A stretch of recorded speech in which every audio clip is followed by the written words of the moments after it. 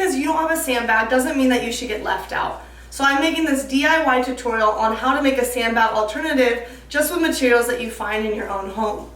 For the sake of this demonstration, I'm using a backpack and I'll fill it with books, a favorite board game, some blankets, clothing, towels, and other materials that I found in my own house. Following some really basic principles, you can make something similar too. The basic principle to follow is that you want the mass of the weight in the center of the bag with some cushioning to surround it. So I'm going to start by lining the bottom with a blanket and then adding in the books and my board game. Those will go right in the center, and you want to make sure that you don't use any breakable items either.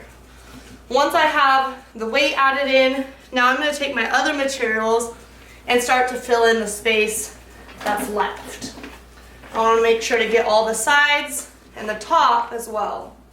So here I'm using a sweatshirt and a blanket, and that should just about fill up all the space that I need.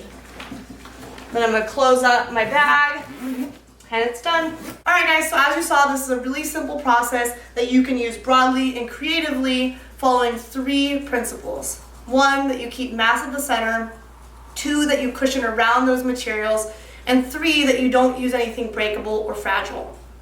Now that I've filled up my backpack, I could use this really similar to how I would a regular training sandbag.